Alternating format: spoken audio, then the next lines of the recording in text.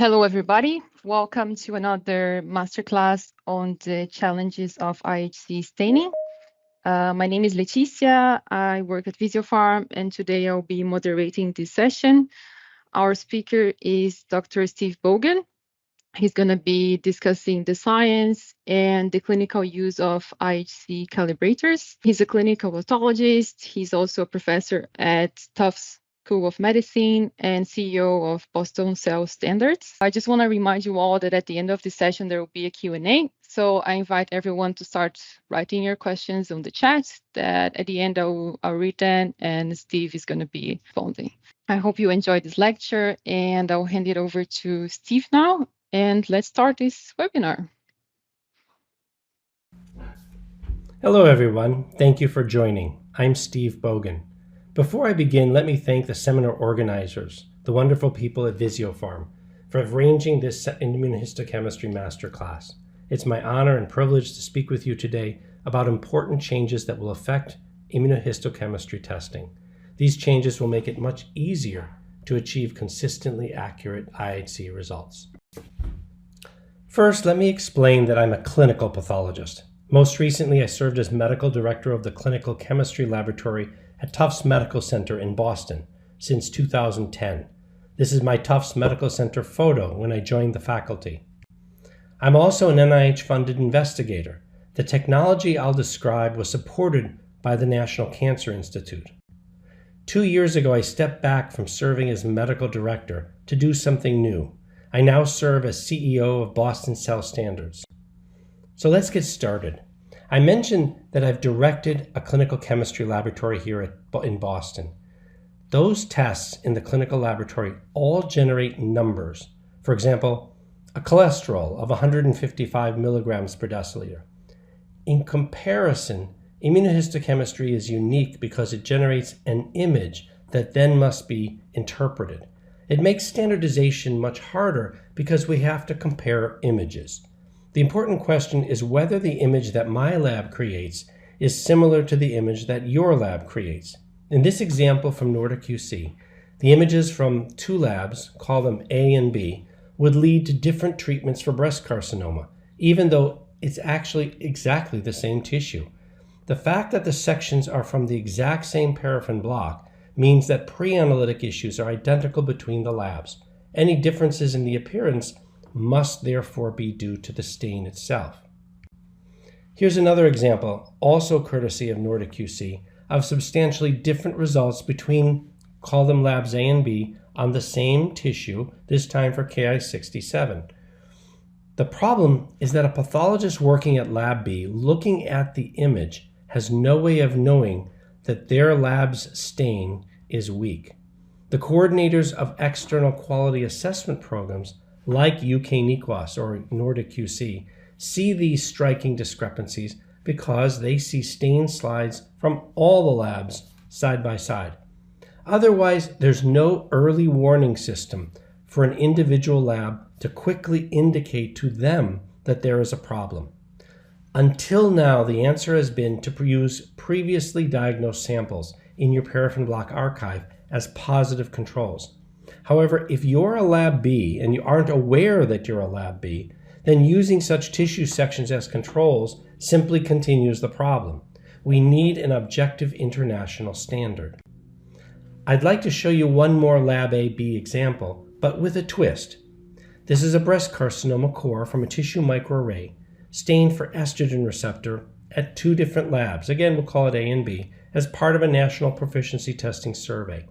Lab A on the left is positive. Lab B, a serial section from the same block, is negative. Again, it has profound implications for patient treatment. This time, though, I ask you to notice the different lower limits of detection, or LODs, as indicated under the pictures. The LOD for Lab A is 7,300. For Lab B, it's 75,000. This means that an estrogen receptor concentration of 7,300 will generate a detectable signal, brown, in Lab A's stain, while a concentration 10 times higher is needed for Lab B. Any patient tumors with ER concentrations in between these two figures, between 7,300 to 75,000, will be positive at lab A and negative at lab B. Calibration and its ability to generate and to identify the LOD is an early warning system to advise us that we may be insufficiently sensitive. The image in the last slide was only of the 2 labs. This graph summarizes the data from all the labs that participated in that published study. Each dot in the graph is a separate lab's result. The conclusion is that analytic sensitivity affects whether a tissue section will stain positive, but for a subset of cases. Let me explain.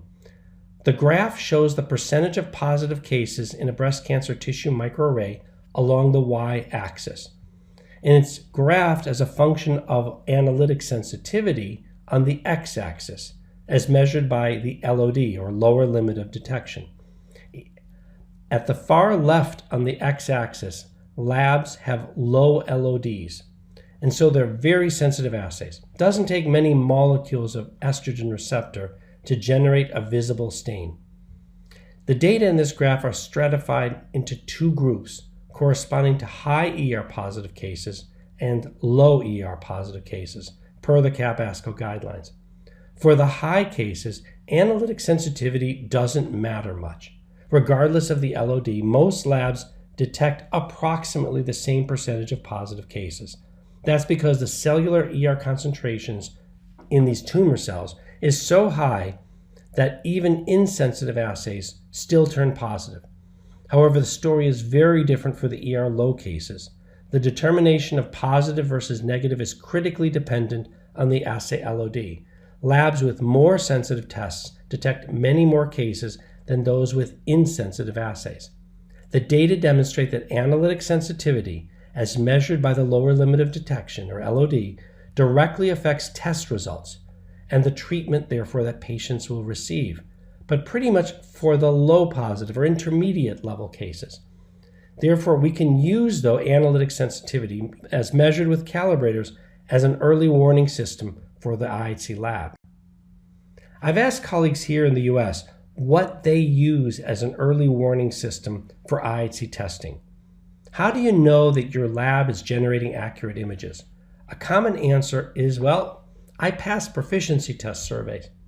Yet those surveys show the exact same problem. These are the proficiency testing data from the College of American Pathologists proficiency testing program for HER2 from 2022 and the first half of 23. From 3 surveys, 60 different tissue samples, you see that there's not a single sample that's 2+ or mid-range. There were samples that some labs scored as 2+, but there wasn't an 80% consensus. Therefore, those samples were not included in the scoring. In other words, these proficiency tests were unable to simulate the real-world situation of 2+ or mid-range samples. The severity of the problem led to a series of editorials this year discussing the issue. The editorial second from the top, entitled "Immunohistochemistry Should Be Regulated as an Assay," is from Drs. Magnani and Taylor, where they propose a major overhaul of immunohistochemistry laboratory accreditations in order to address error rates on the order of 10 to 30%. The fourth editorial, entitled "The Pathologist's Conundrum," remarked that some tests are no more reproducible than the flip of a coin. The bottom editorial is the most recent and is entitled "Immunohistochemistry as an Assay." It was published online just in November. It describes the endorsement by the National Society of Histotechnologists of the Magnani-Taylor's editorial call for regulatory changes. The authors describe the cause of the problem being non-standardized controls that are insensitive and irreproducible. For the remainder of this discussion, I'm going to focus on the call that these editorials have articulated, that is, that immunohistochemistry should be regulated as an assay. So what exactly does that involve? How would we do that? How is it different from what we're doing right now? I'll try to convince you that these editorials calling for regulatory reform are right and that we should follow their lead. To understand what it means, consider the difference in laboratory error rates over the decades. The graph on the left summarizes published reports of error rates in immunohistochemistry, where the tests are regulated as stains, not assays. Each dot is a separate published study of analytic lab errors. The rates over the years consistently remain high. The graph on the right summarizes published reports on error rates in clinical chemistry. In that industry, something quite profound happened over the decades, leading to a dramatic decline in clinical chemistry error rates from double digits to less than 1%. Please note the y-axis there is a logarithmic scale, underscoring the dramatic decline in error rates. So how did that happen? One of the most important reasons is that laboratory medicine as a discipline adopted completely new quality assurance methods. These are the methods when the editorials describe that immunohistochemistry should be an assay, this is what they're referring to, adopting the quality assurance systems that clinical chemistry, hematology, microbiology use in their normal course of day-to-day testing. Paraphrasing and condensing the Magnani-Taylor editorial, they describe these two critical aspects of laboratory quality assurance that they are missing from immunohistochemistry, but commonly followed as assays in all the other labs. The first, calibration, standardizes labs to one another globally. It also aligns clinical labs to any relevant clinical trial assays. The second bullet, statistical process controls, serve to standardize a laboratory to itself over time. So moving forward, I'll organize the discussion in this order. First, calibration, and then statistical process control. The concept of calibration is deeply ingrained in laboratory medicine and alluded to in the editorial. Calibration is foreign to immunohistochemistry, so I'll spend just a minute on the concepts. This ruler can be considered a calibrator, so to speak. It demarcates a unit of measure, length, and it's traceable to a primary standard. It comes down to how do I know that this ruler is accurate? It's not enough to check it against another ruler because that one could also be inaccurate. Similarly, when we validate an IHC assay against another one, the same situation applies. The predicate IHC assay that we're comparing it to might also be wrong. Rather, a manufacturer of rulers checks the accuracy of their ruler manufacturing equipment against a higher order standard. In the US, the highest order standard is at the National Institute of Standards and Technology, or NIST, at the center of this illustration.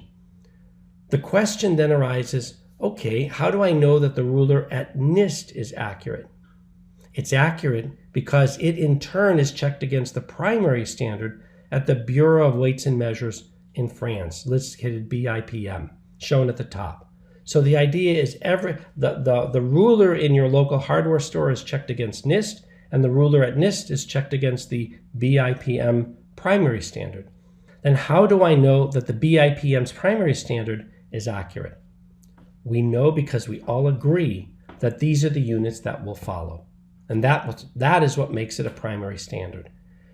The same concept of measurement traceability to a higher order standard also applies to laboratory assays.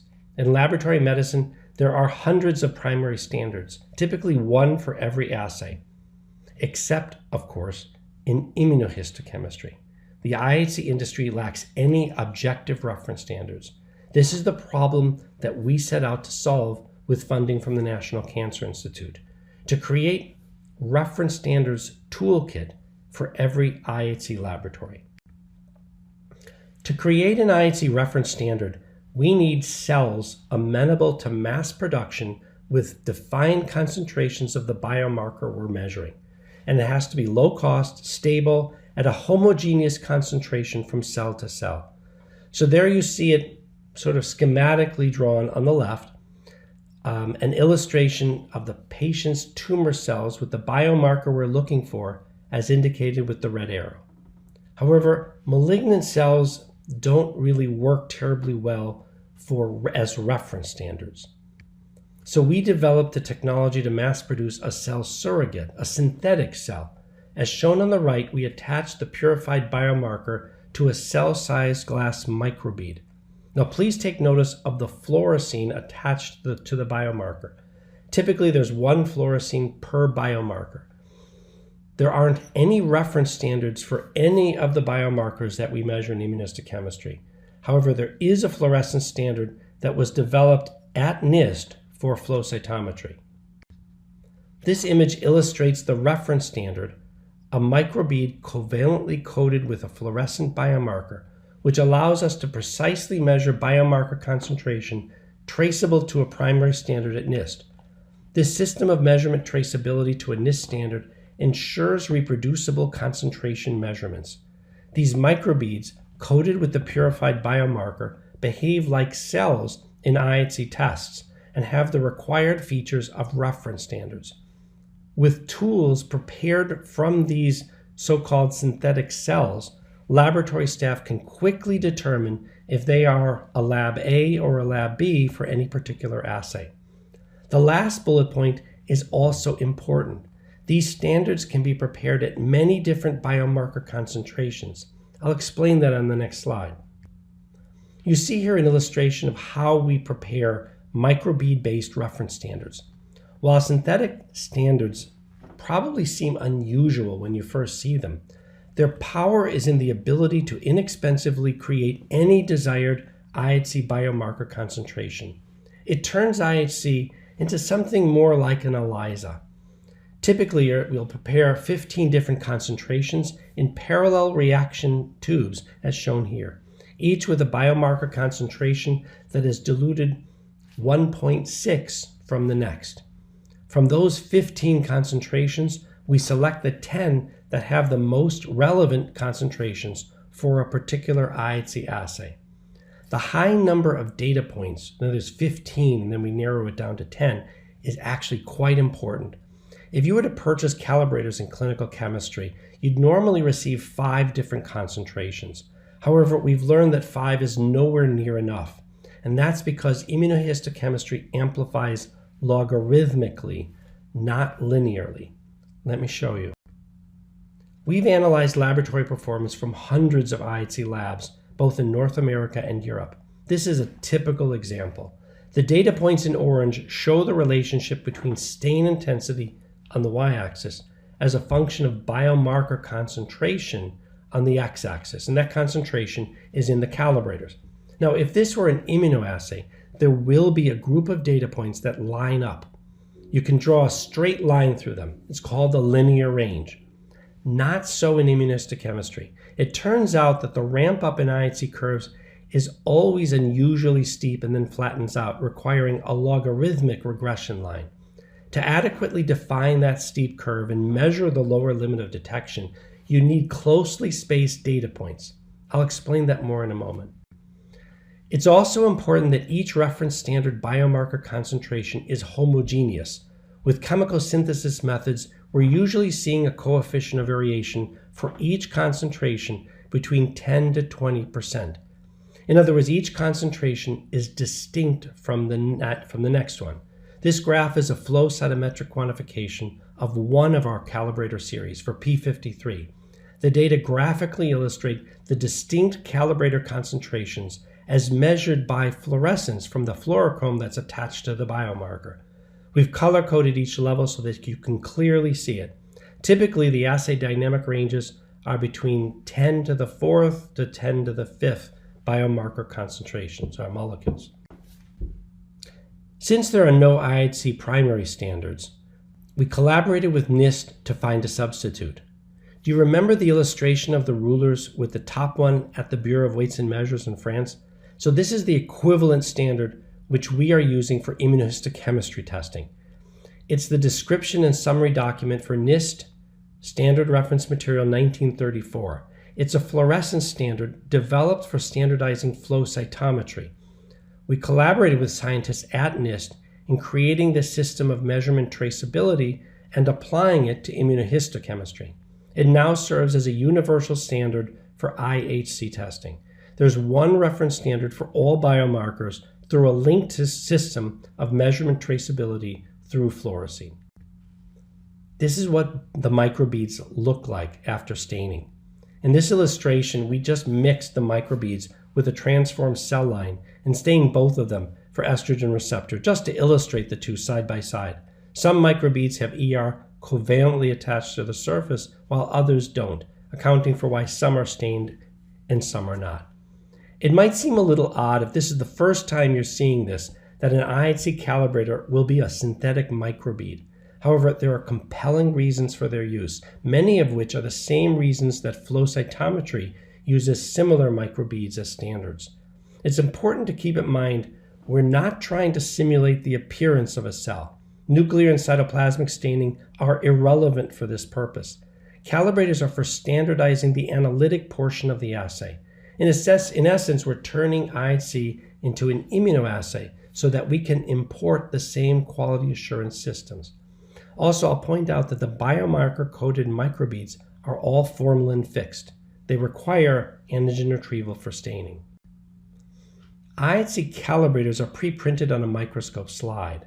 On this slide, you can see 15 small round spots, 3 rows of 5. Around the periphery of the spots, there are the numbers 1, 5, 6, and 10 to provide you with an orientation to the sequence of increasing biomarker concentrations. The spot nearest level 1 has the lowest concentration of calibrator, 10 is the highest. The middle row is comprised of negative controls, which have an antigenically irrelevant biomarker. We provide the exact concentrations for each level on a certificate of analysis. I'm illustrating here how to read a calibrator. It's actually pretty simple. Identify the lowest concentration level that is still stained. In panel A above is a schematic representation. Panel B below are photomicrographs of stained microbeads. In each, level 5 is the lowest that still has sufficient color intensity to consider positive. You'd then look at the certificate of analysis for that calibrator and correlate it with the actual concentration.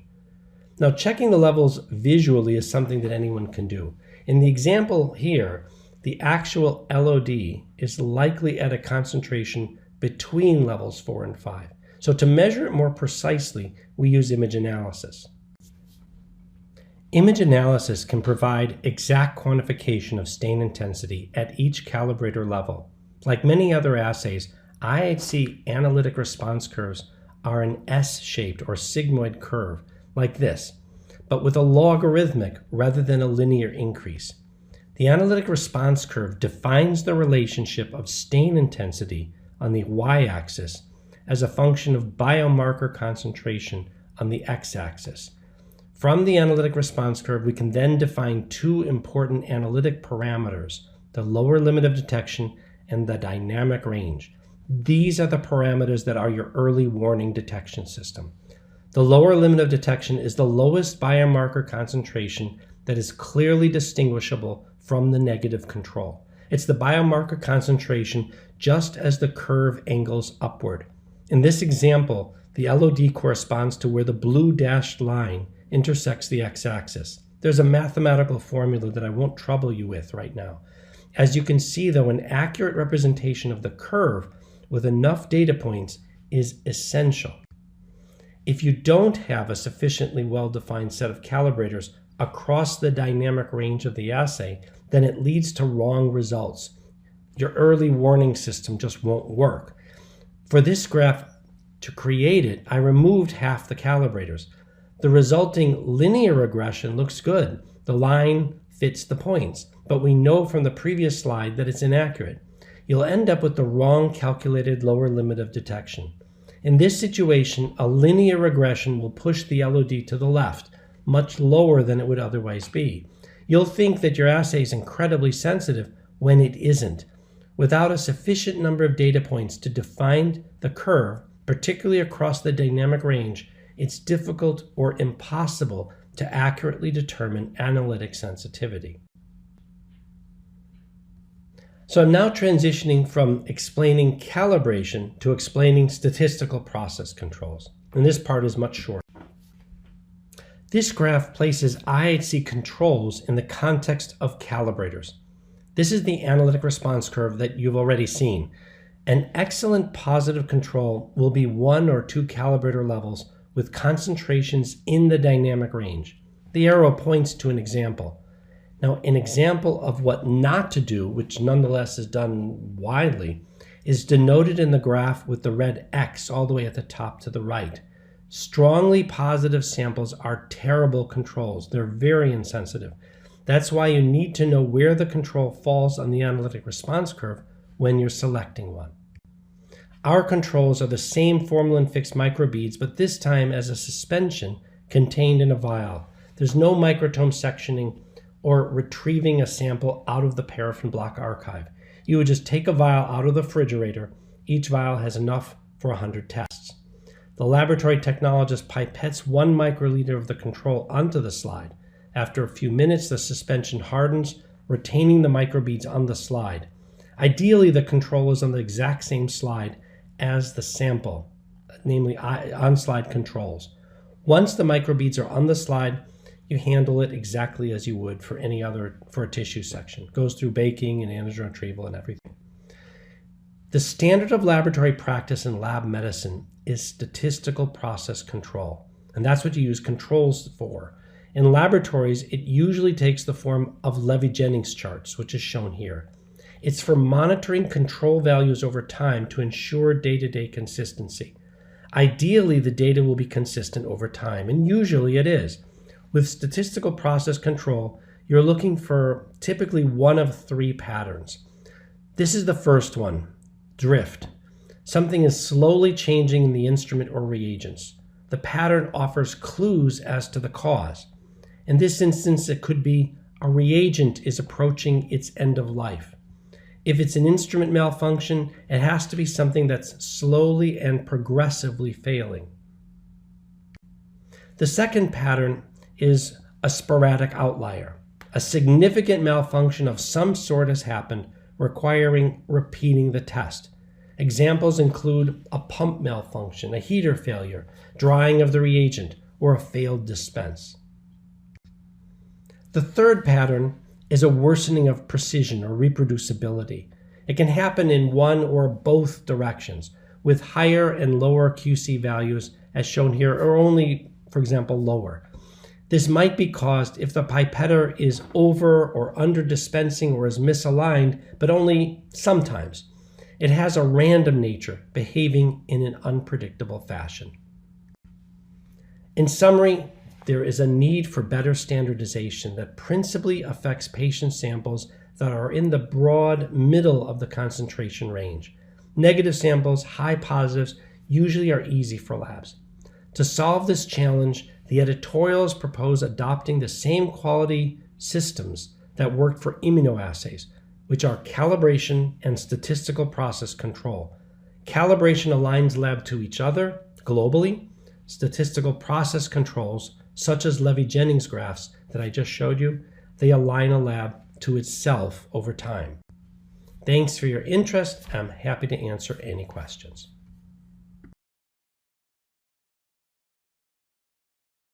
Thanks, Steve, for the excellent presentation. I would like to invite you for the Q&A. If you can turn on your camera and your mic so we can get started.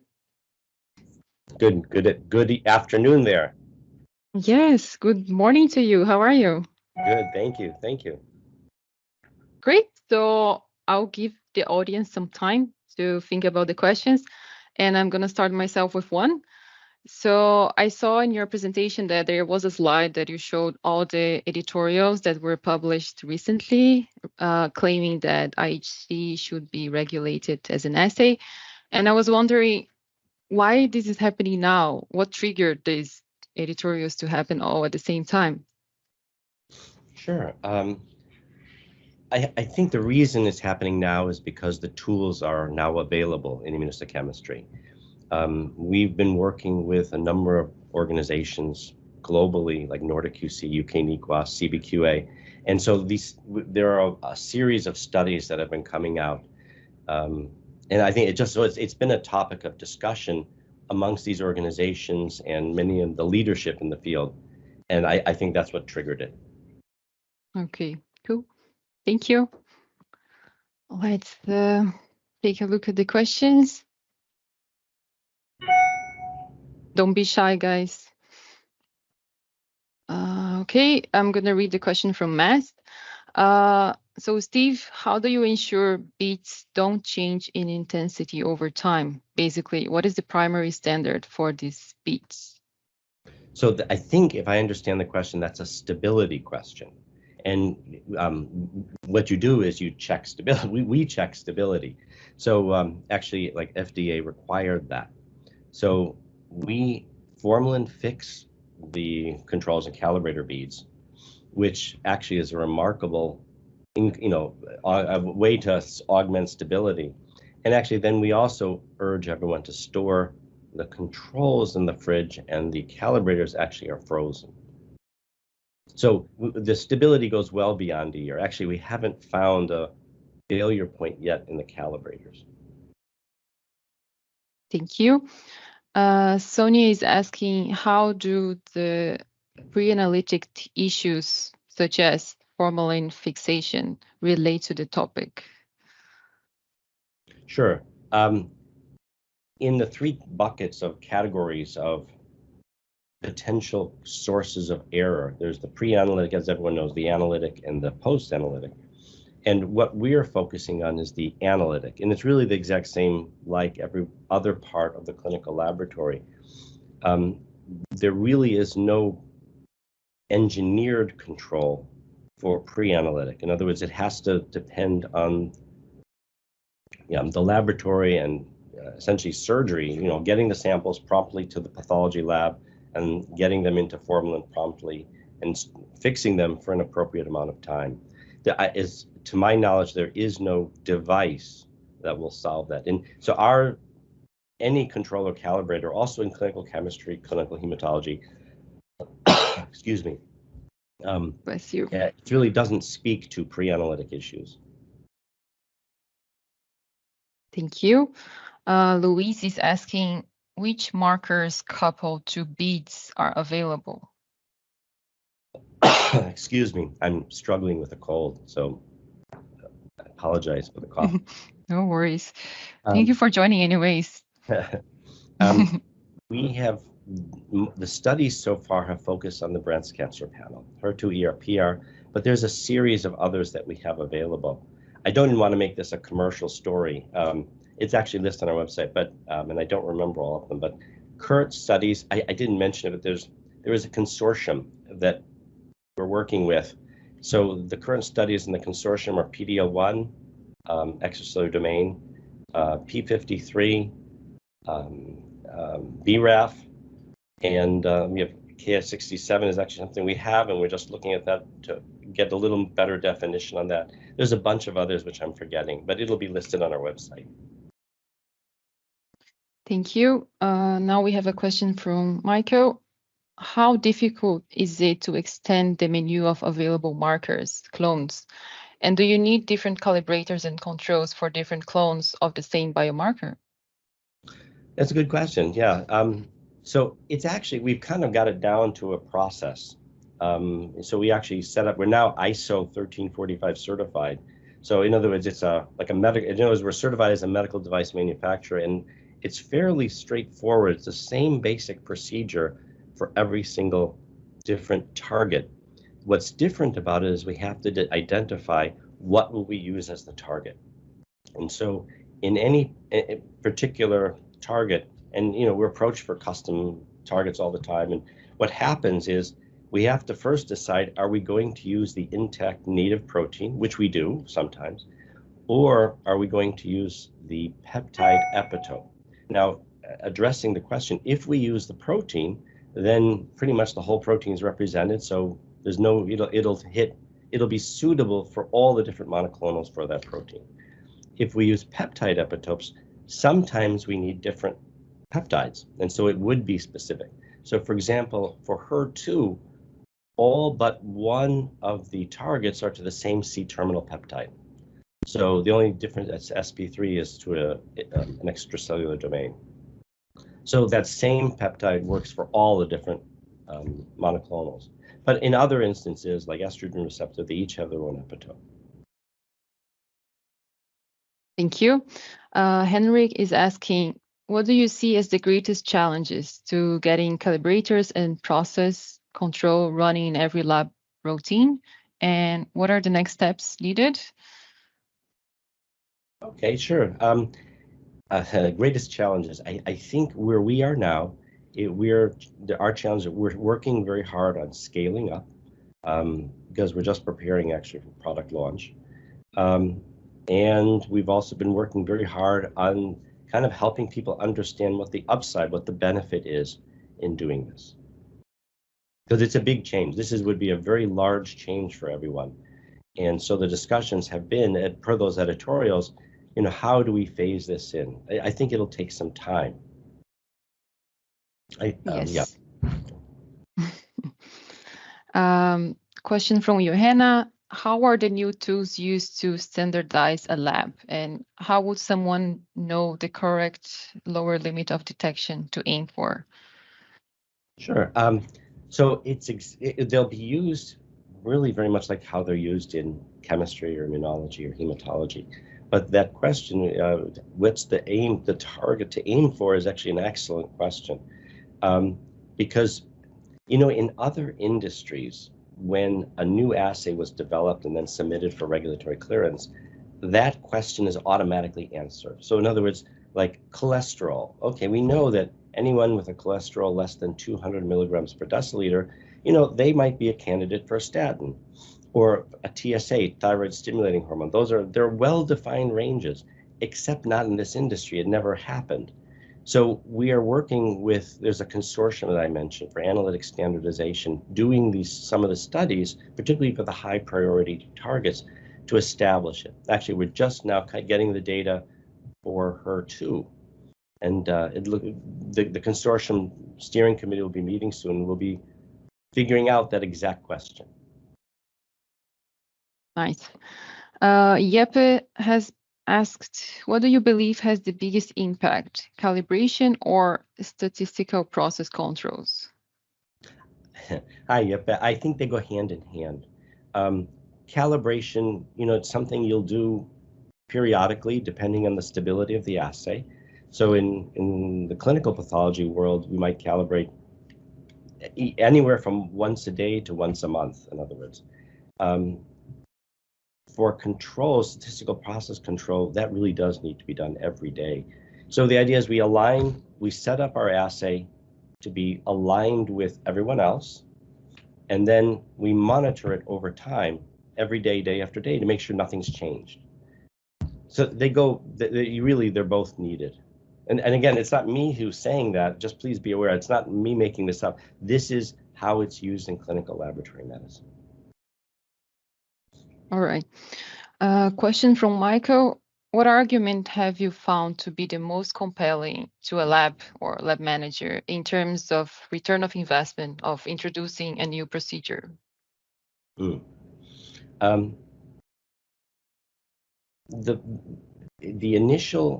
laboratories that we're working with right now, we sort of among the top cancer centers focused in the U.S., really they're doing it for quality reasons.